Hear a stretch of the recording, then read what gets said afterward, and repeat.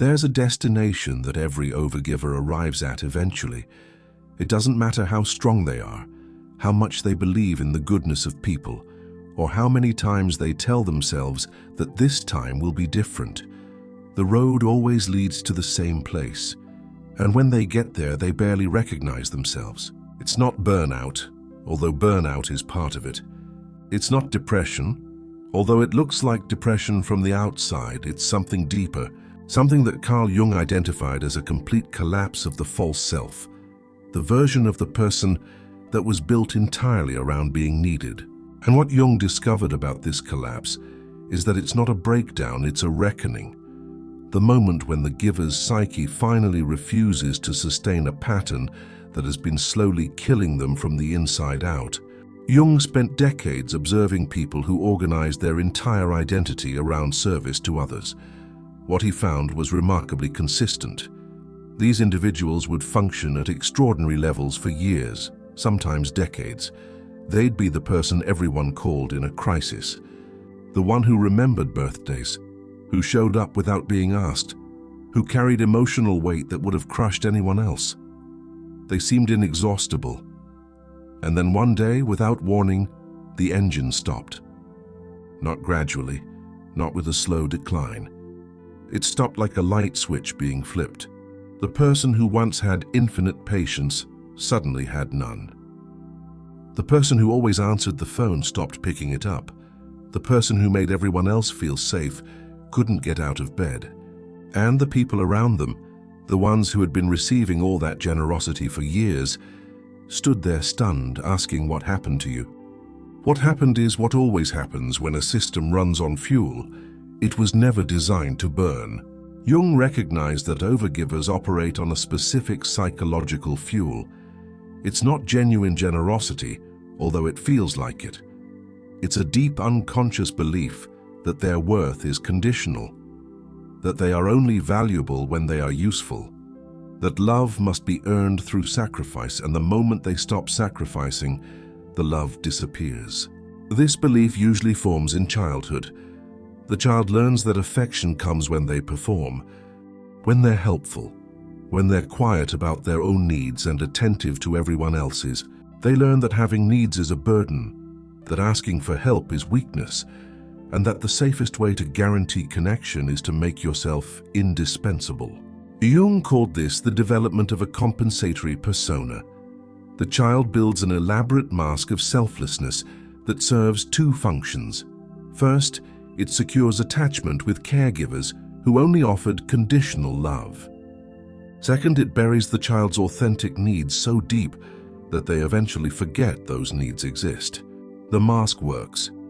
It works so well that the child carries it into adulthood and builds an entire life around it. They choose partners who take more than they give. They attract friendships that are functionally one-directional. They take jobs where they're overworked and undervalued. And at every turn they tell themselves, this is just who I am. I'm a giver, I don't need much. But the body keeps score.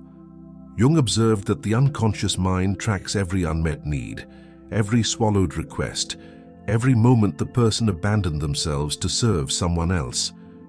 And it stores these as psychic debt. The debt accrues silently.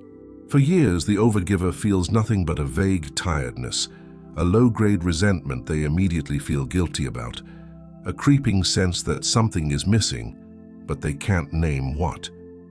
Then, the debt comes due. The collapse happens when the psychic debt exceeds the person's capacity to suppress it, and it manifests in ways that terrify the overgiver because it contradicts everything they believe about themselves. They become bitter. They feel rage toward the very people they've spent years nurturing. They look at their relationships and see, with sudden devastating clarity, how one-sided everything has been. They realize that the people they gave everything to wouldn't cross the street for them. And that realization doesn't arrive as sadness, it arrives as fury.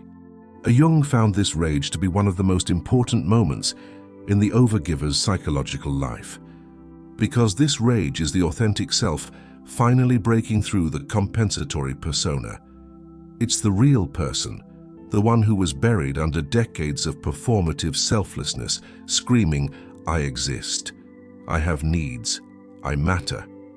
And the overgiver doesn't know what to do with this rage because they've never been allowed to be angry. Anger was for other people. Their role was to absorb anger, to de-escalate, to smooth things over. To feel rage themselves is to violate every rule they've internalized about who they're supposed to be. This is the crossroads Jung considered the most critical in the overgiver's journey, because at this point, two paths open. The first path is suppression. The overgiver gets frightened by their own anger, feels guilty about their resentment, and shoves everything back down. They apologize for pulling away. They resume their old patterns. They convince themselves they were just tired, just stressed, just going through a phase. And the cycle resets, except now the debt is even larger. The body is even more depleted, and the next collapse will be worse. Much worse. The second path is what Jung called integration. The overgiver allows the rage to exist without acting on it destructively and without suppressing it. They sit with the devastating truth that their generosity was never purely generous. It was a transaction. Love in exchange for usefulness. Connection in exchange for self-abandonment. Safety in exchange for the erasure of their own needs. This truth is brutal. It dismantles the overgiver's entire self-image. They can no longer see themselves as the selfless one, the good one, the one who loves without conditions. They have to confront the fact that their giving had conditions all along. The condition was reciprocity that never came.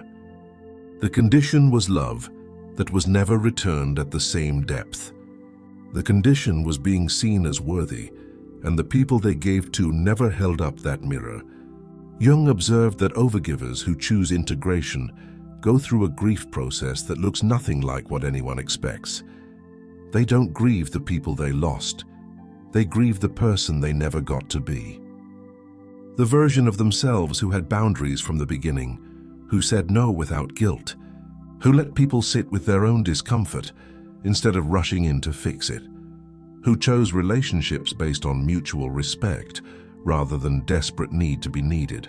They mourn all the years spent performing a version of love that was really just fear dressed up in generous clothing.